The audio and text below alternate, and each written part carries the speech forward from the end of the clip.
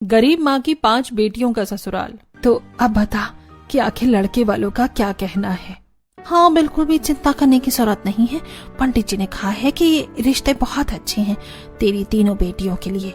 ये बिल्कुल सही रहेगा और वो हमें कल सुबह ही बता देंगे कि सब कैसे करना है। हाँ, फिर तो ये बहुत ही अच्छी बात है। बस इन तीनों के भी जल्दी से हाथ पीले हो जाए, फिर मुझे कोई परेशानी नहीं होगी। मेरी सारी चिंता पूरी तरह से खत्म हो जाएंगी। हाँ बिल्कुल, तुझे चिंता करने की कोई जरूरत नहीं है। सब कुछ ठीक होगा। अब तू भी शांति से टेंशन फ्री होकर रहा कर। सुनीता से बात करने के बाद शीला वापस अपने घर चली जाती है और शाम को सुनीता की 3 बेटियां अपनी जॉब से घर वापस आती हैं। उनके घर आने के बाद सुनीता उन तीनों को पानी देती है।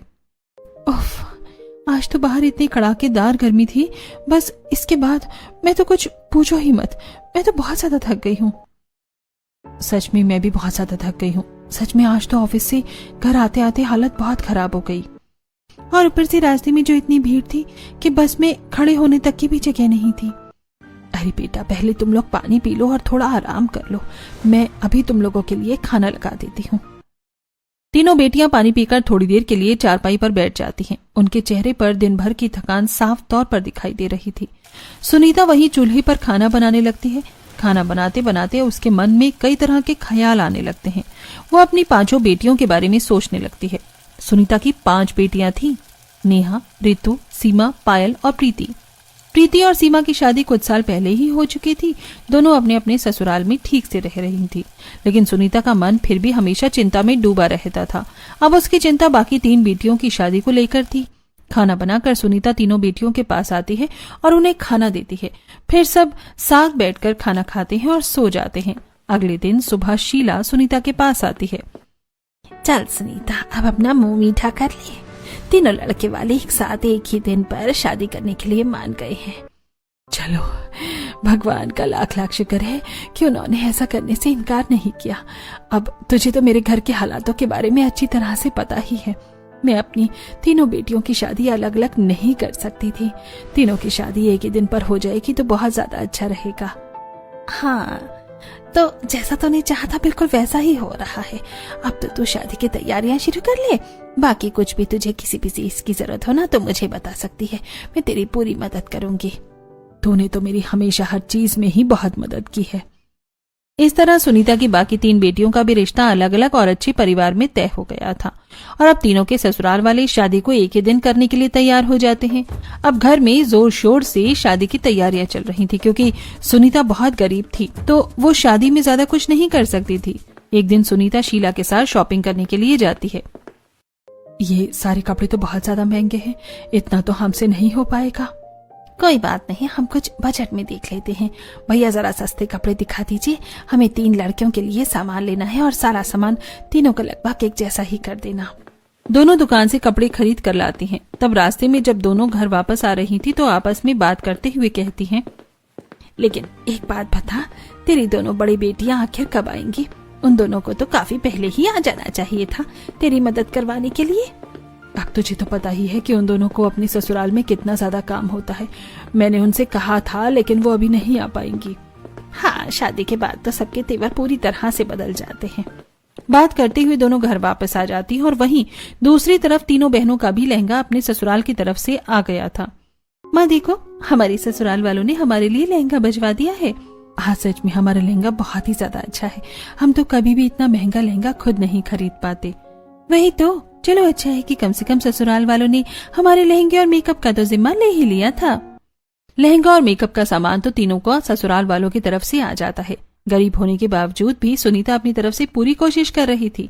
उसने इतने सालों में अपनी मेहनत से कमाई हुई एक एक पूंजी को जोड़ा था और वो अपनी बेटियों की शादी में सब कुछ लगा देती है। शादी से कुछ दिन पहले घर की 2 बड़ी बेटियां भी अपने ससुराल से आ जाती हैं। दोनों ही बड़ी सी महंगी कार से उतरती हैं और दोनों ने काफी सुंदर कपड़े पहने थे। माँ, सब कुछ कैसा चल रहा है? हाँ माँ, सारी तैयारियां कैसी चल रही हैं? बस बेटा, तैयारियां तो सही चल रही हैं। लगभग सारा काम हो ही गया है। अच्छा ठीक है माँ, अगर किसी भी चीज की जरूरत हो तो हमें बताना। तुम दोनों इतनी लेट क्यों आई हो? तुम्हारी 3 बहनों की शादी है, तुम्हें पता भी है कितना ज्यादा काम हो जाता है शादी वाले घर में। सब कुछ करने वाली तुम्हारी माँ अकेली है। फिर भी तुम शादी से पहले उसकी मदद करने तक नहीं आई। आंटी, आपको तो पता ही है हमारे ससुराल में कितना काम हो जाता है, और शादी के बाद वहाँ फिर ससुराल वाले मायके में ज्यादा दिन के लिए कहाँ भेजते हैं। हमें अभी शादी से पहले भेज दिया, वही बहुत बड़ी बात है। इस तरह तीनों बहनों की एक ही दिन में छोटी सी हल्दी और मेहंदी का फंक्शन होता है। सभी औरतें ढोलक की धुन पर नाच रही थी। सीमा और प्रीति बारी बारी अपनी तीनों बहनों को हल्दी लगाती हैं और फिर बाकी औरतें भी उन्हें हल्दी लगाती हैं। हल्दी लगाने के बाद सभी ढोलक की धुन पर डांस कर रहे थे। वाह, हम तो अपनी बहनों की शादी में नाचकर पूरी तरह से धूम मचा देंगे। हाँ बिल्कुल शीला आंटी, आप भी हमारे साथ आकर डांस कीजिए। अरे सुनीता, आजा, तू भी जरा हमारे साथ नाच। सुनीता साइड में गुमसुम बैठी थी। नहीं नहीं, तुम लोग ही डांस करो। अगले दिन तीनों दुल्हनों को मेहंदी लगाई जाती है और ज्यादा पैसे न होने की वजह से घर में बस उन्हें सादे तरीके से मेहंदी लगाई जा रही थी। मेहंदी पर तो हम कुछ कर भी नहीं रहे हैं, बस घर के अंदर बैठकर हम सब अपने हाथों पर मेहंदी लगवा रही हैं। हाँ बिल्कुल, इस तरह बिल्कुल भी मजा नहीं आ रहा है। हम तो जैसे घर में बंद ही हो गए हैं। बेटा, ये तुम्हारा अमीर ससुराल नहीं है, ये तुम्हारा गरीब मायका है। यहाँ पर तुम्हारी हर फरमाइश पूरी नहीं हो सकती।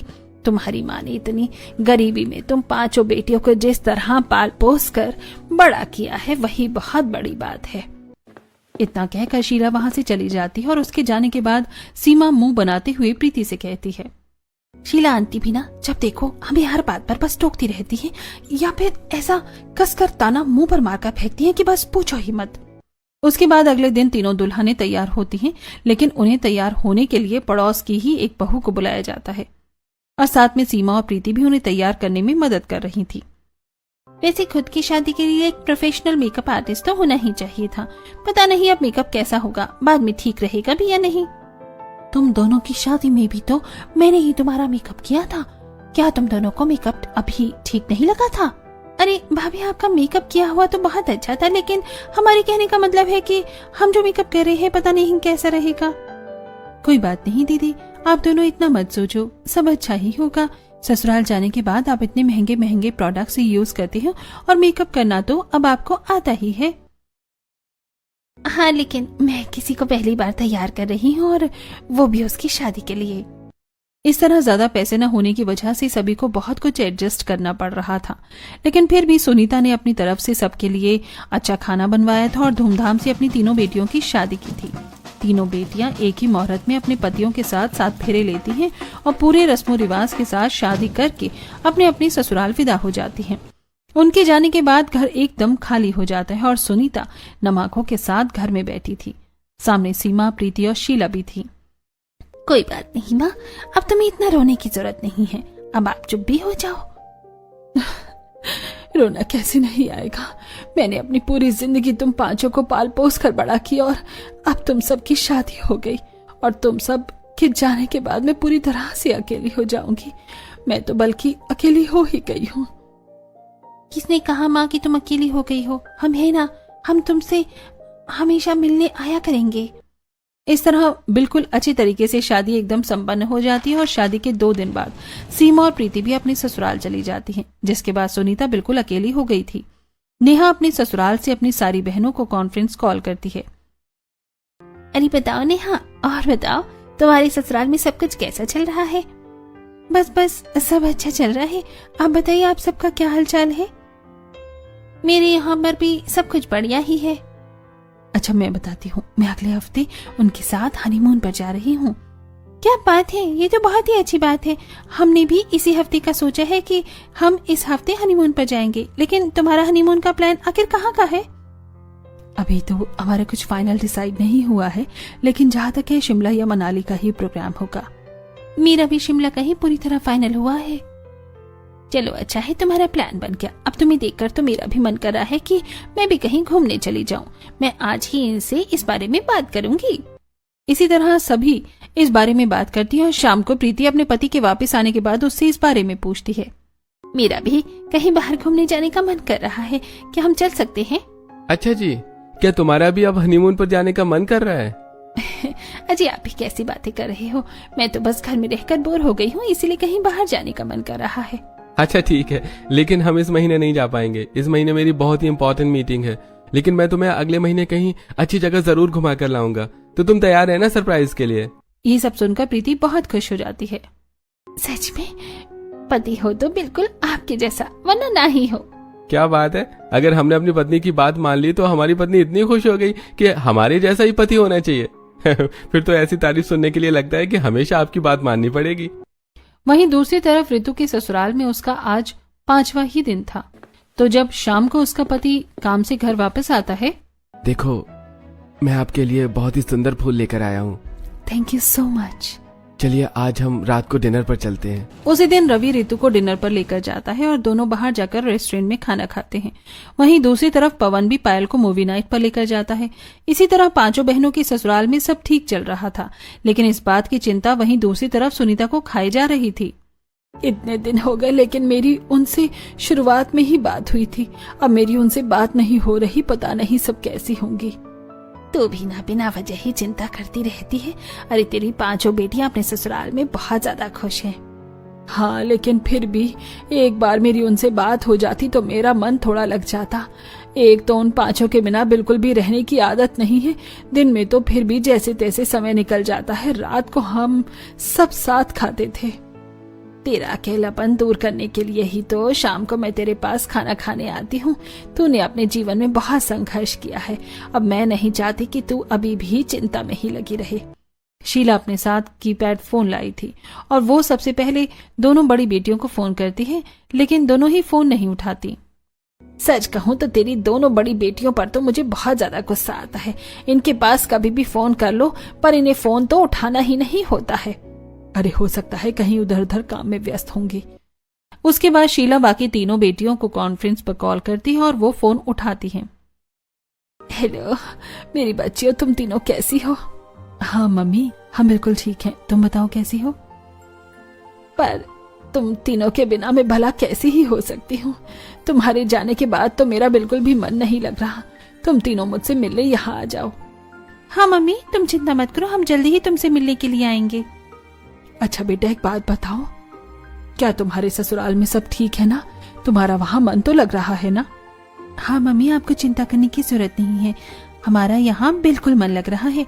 अच्छा ठीक है, हमें काम है, मैं बाद में बात करती हूँ। इस तरह तीनों एक एक करके फोन काट देती हैं और उसके बाद फोन काटने के बाद शीला कहती है, देखा ना तेरी तीनों बेटियां कितनी खुश नजर आ रही थी। हाँ, अब उन दिनों से बात करने के बाद मेरे कलेजे को थोड़ी ठंडक मिली है।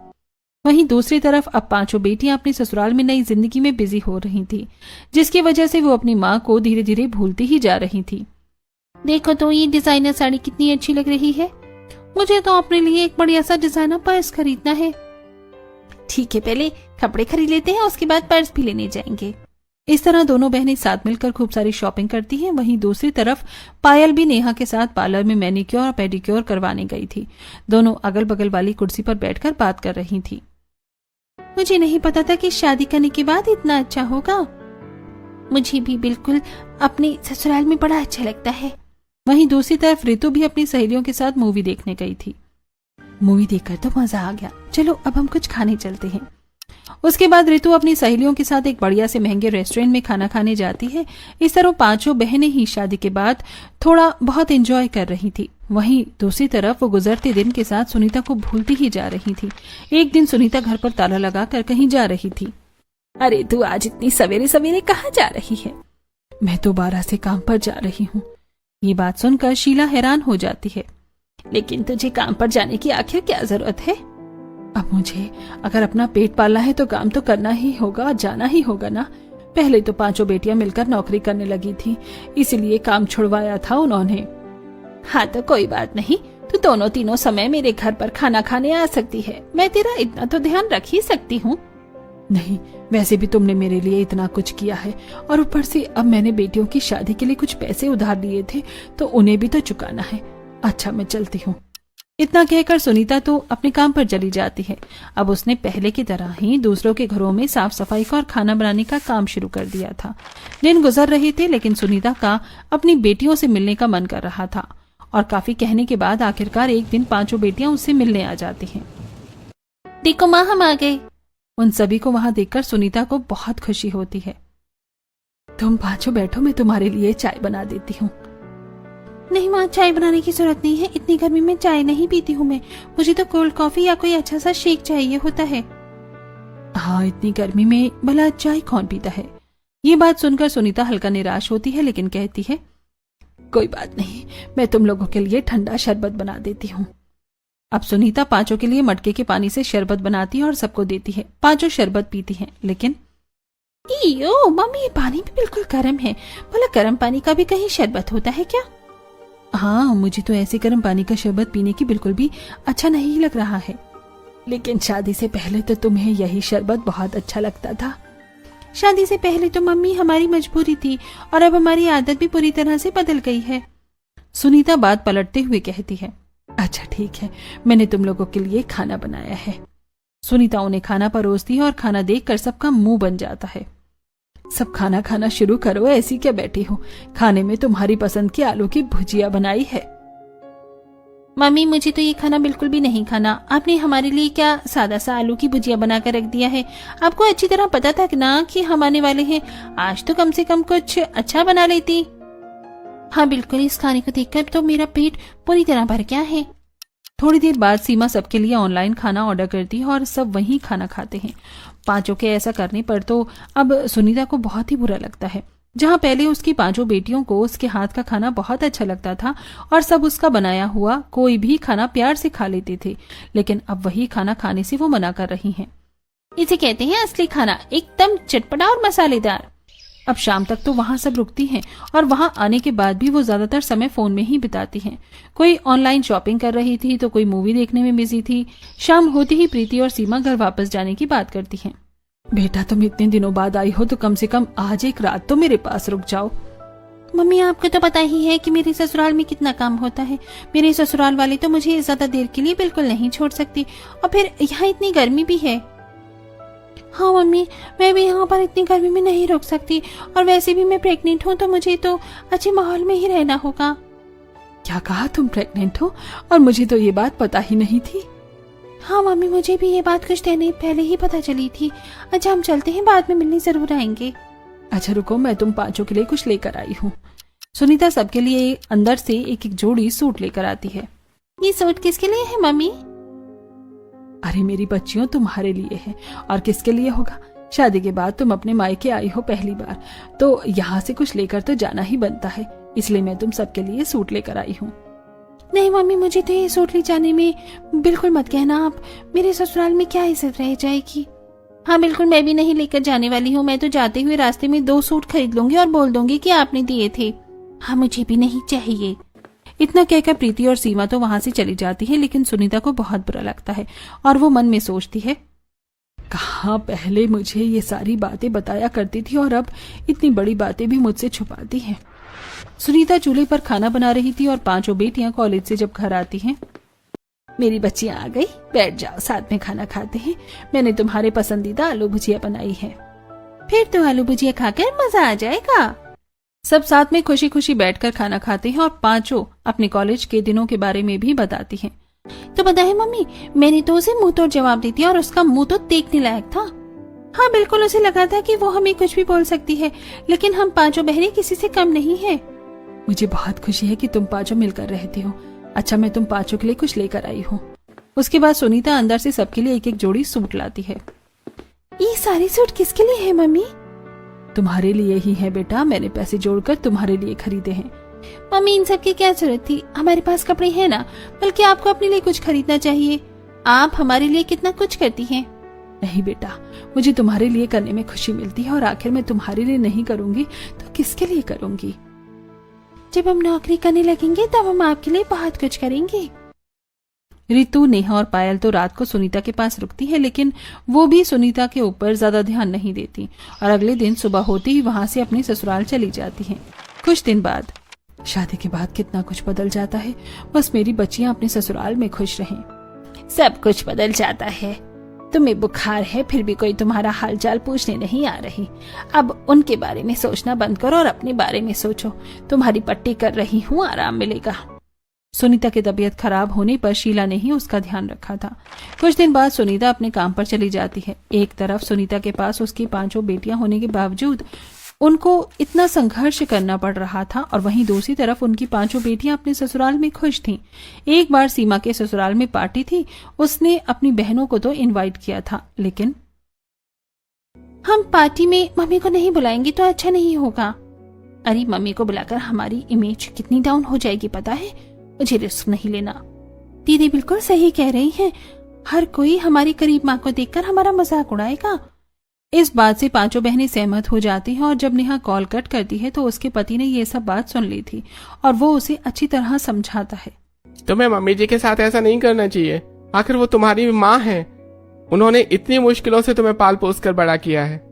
हाँ मैं जानती हूँ, लेकिन दीदी ने ही उन्हें बुलाने से मना कर दिया तो मैं क्या करती।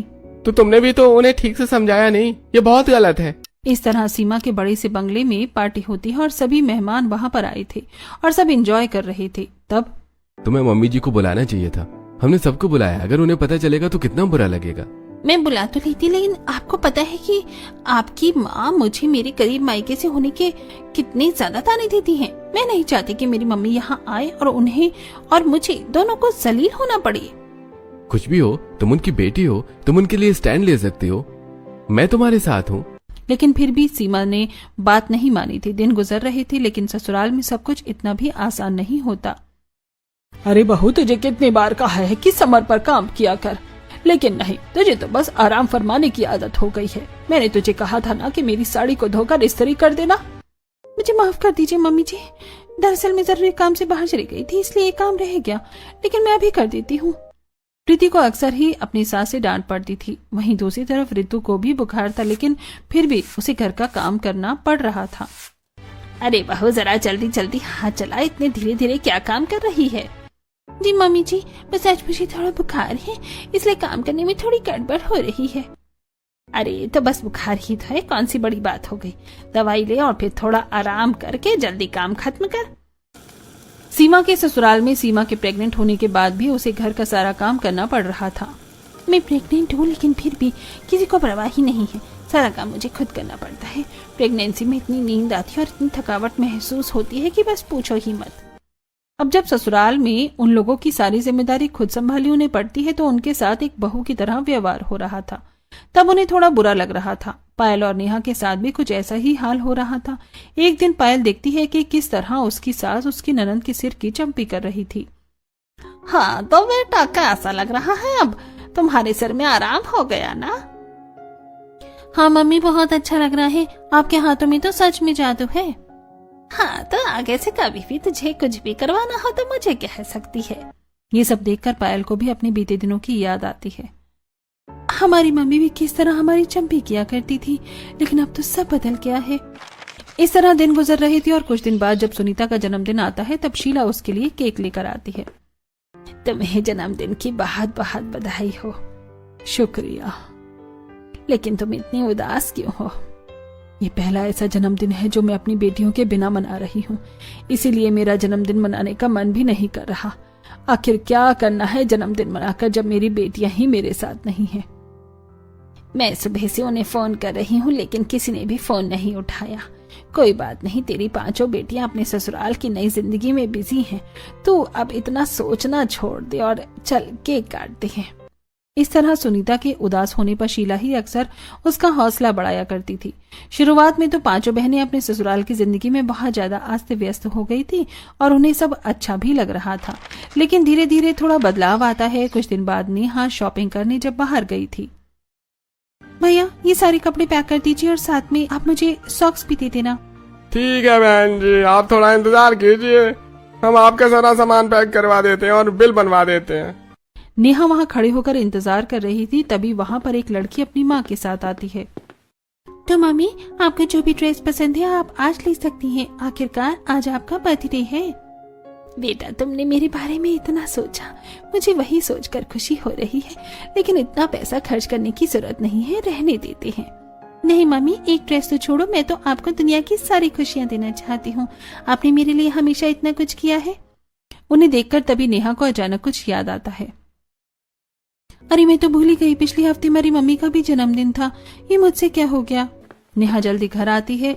उसके घर मेहमान आए थे और वो सबके लिए नाश्ता बना रही थी। तब गलती से उससे एक कांच का गिलास गिरकर टूट जाता है। ये सुनकर उसकी सास रसोई में आती है और उसे डांटना शुरू करती है। क्या तुमसे कोई काम ठीक से नहीं हो सकता? तुम्हें पता भी है ये कितना महंगा बर्तन था, तुम्हें कैसे पता होगा? गरीब घर से आई हो, जरा ध्यान से काम करो। मुझे माफ कर दीजिए मम्मी जी, मैं आगे से ध्यान रखूंगी। और कॉन्फ्रेंस कॉल पर जब पांचों बहनें आपस में बात कर रही थी, वैसे हमने गलत किया। हम मम्मी का जन्मदिन आखिर कैसे भूल सकते हैं? मम्मी आज तक हमारे बारे में कुछ भी नहीं भूली, बल्कि हमारी सास को तो हमारी तबीयत खराब होने पर भी इतना फर्क नहीं पड़ता। और किसी ने सच कहा है, माँ तो माँ ही होती है। सच में मुझे भी मम्मी की बहुत ज्यादा याद आ रही है। हमें मम्मी से जाकर मिलना चाहिए। बिल्कुल, हम अपनी शादीशुदा जिंदगी में इतने व्यस्त हो गए थे कि हमने अपने दोस्तों को और अपनी बाकी चीजों को तो टाइम दिया, लेकिन अपनी माँ के बारे में भूल ही गए। हमें कल ही जाकर मम्मी से मिलना चाहिए। तो भी देर किस बात की है? कल चलेंगे, बहुत समय हो गया मम्मी के साथ समय बिताए हुए। कल हम मम्मी को जाकर सरप्राइज देंगे। जब सभी बात करके अपना फोन काटती हैं, तब पायल का पति पवन उनके पास आता है। अच्छी बात है, देर से ही सही, कम से कम तुम्हें एहसास तो हुआ कि तुम क्या गलत कर रही थी। जी आप बिल्कुल सही कहते थे, हमें मम्मी के साथ ऐसा नहीं करना चाहिए था। वहीं दूसरी तरफ सुनीता भी अपनी बेटियों से मिलने के लिए बहुत तड़प रही थी, लेकिन शीला ने कभी उसे अकेले नहीं छोड़ा था। कल मुझे थोड़ा ज्यादा काम है तो मैं लेट से घर आऊंगी। कोई बात नहीं, कल तुम मेरे घर ही सो जाना। अब सुनीता रात को अकेले सोती है, लेकिन उसे दिन देर होने के कारण सुनीता शीला के घर पर सो जाती है। उसके बाद दिन सुनीता अपने काम पर जल्दी चली जाती है और वहां से पांचों बेटियां एक साथ मिलकर सुनीता के लिए बहुत सारा सामान लेकर जब घर आती हैं तो देखती हैं कि दरवाजे पर ताला लगा है। तब वो शीला के घर जाकर पूछती हैं, क्या आपको पता है शीला आंटी की मम्मी आखिर कहाँ है? शीला को उन सब पर बहुत गुस्सा आ रहा था, इसलिए वो गुस्से में और जल्दबाजी में कहती है, अब क्या फायदा है तुम्हारे यहाँ आने का? तुम्हारी माँ चली गई है, तुम बहुत बिजी थी ना अपने ससुराल की जिंदगी में, तो वहीं रहो। इतना कहकर शीला गुस्से में उनके मुंह पर दरवाजा बंद करके अंदर चली जाती है और पांचों बहनें अपने घर की दहलीज पर बैठकर रोने लगती हैं। हमारी माँ हमें छोड़कर चली गई, उनके जीते जी हमने उनका ध्यान नहीं रखा, हम सबको हमारे कर्मों का ही सजा मिली है, सब हमारी ही गलती है। बिल्कुल, हमें माँ का ध्यान रखना चाहिए था, ये सब अचानक कैसे हो गया। इस बार हम माँ का जन्मदिन उनके साथ नहीं मना पाए। थोड़ी देर बाद शीला जब बाहर आकर देखती है तो वो पांचों वहीं चौखट पर बैठकर रो रही थी, तो वो उनके पास जाती है। तुम सब यहाँ बैठकर क्यों रो रही हो? अपनी ससुराल की जिंदगी में हम इतने व्यस्त हो गए कि हमने अपनी माँ को ही भूल दिया, और देखो अब हमारे साथ क्या हुआ, हमारी माँ हमें छोड़कर चली गई। हाँ, हमारी माँ के जाने से पहले काश हम उनसे मिल पाती। ये सब सुनकर शीला कंफ्यूज हो जाती है। एक तो तुमने अपनी माँ को भुला दिया, ऊपर से अब उसके जिंदा रहते उसे मार भी रही हो। अब शीला की बात सुनकर सब बहुत कंफ्यूज हो जाती हैं। आखिर आप कहना क्या चाहती हैं आंटी जी? आपने ही तो कहा कि हमारी माँ हमें छोड़ के चली गई। अच्छा, अरे मेरे कहने का मतलब था कि वो काम करने चली गई है, तुम भी ना पता नहीं क्या मतलब निकालती हो। ये बात सुनकर उन पांचों के दिल को राहत मिलती है और वो डायरेक्ट शीला के पास वहीं जाती हैं जहां सुनीता घर की साफ सफाई का काम कर रही थी। सुनीता आंगन धो रही थी और उसकी मालकिन उसे गुस्से में कह रही थी, ए बढ़िया, जरा ढंग से हाथ चला वरना तेरी पगार काट लूंगी। ये सब देखकर उन्हें गुस्सा आता है और वो वहां जाती हैं। ए बंदरिया, तुम्हारी हिम्मत कैसी हुई हमारी माँ से ऐसी बात करने की? क्या कहा तूने मुझे? हाँ बिल्कुल, क्या तुम्हें सुनाई नहीं दिया? क्या तुम बहरी हो? तुम्हारी इतनी हिम्मत कैसे हुई मेरे साथ बदतमीजी करने की? मैं अभी तुम्हारी माँ को काम से निकालती हूँ। अरे तो तुम्हारा काम करना किसे है? हमारी माँ को कोई जरूरत नहीं है तुम्हारा काम करने की। चलो यहाँ से चलते हैं माँ। वो पांचों सुनीता को लेकर घर आती है और घर आने के बाद वहाँ शीला भी बैठी थी। तुमने उसके साथ ऐसा क्यों किया? उसने मुझे काम से निकाल दिया, अब मैं अपना पेट कैसे पालूंगी? हाँ, वैसे भी तुम्हें तुम्हारी माँ की कोई परवाह ही नहीं है। हम जानते हैं कि हमने गलती की है, लेकिन आगे से ऐसा नहीं होगा। मम्मी, हम अपने ससुराल की वजह से आपको भूल गए, लेकिन अब से आप हमारे साथ रहेंगी। 15-15 दिन आप बारी बारी हमारे साथ हमारी ससुराल रहेंगी और कुछ दिन यहाँ पर रहना है तो फिर हम माई के साथ यहाँ रहेंगे। लेकिन बेटा, मैं तुम्हारे ससुराल में या तुम्हारे साथ नहीं रह सकती, कितना अजीब लगेगा। मम्मी चिंता करने की जरूरत नहीं है, आपके पांचों दामाद ने ही हमें ये आइडिया दिया है, बल्कि उन्होंने ही हमें समझाया और सपोर्ट किया। उन्होंने तो इस बारे में बात भी कर ली है। हाँ, आप कुछ दिन हमारे पास रहेंगी तो उसे क्या परेशानी हो जाएगी। अब हम आपको अकेला नहीं छोड़ेंगे और हमेशा अपने साथ रखेंगे। ये बात सुनकर शीला को सबसे ज्यादा खुशी होती है। पहले तो मैं तुम लोगों से बहुत नाराज थी, गुस्सा आता था, लेकिन तुम्हारी बात सुनकर दिल खुश हो गया। सुनीता, तुम अपनी बेटियों के साथ जाओ और जब मन करे यहाँ आ जाना, और आ भी सकती हो। मैं तुम्हारा ध्यान रखूंगी। बच्चियां भी कुछ दिन यहाँ मायके में आकर तुम्हारे साथ रह सकती हैं। इस तरह पांचों बेटियों को अपनी गलती का एहसास होता है और इस बार वो सुनीता को अकेले नहीं छोड़ती और उसका अच्छे से ध्यान रखती हैं।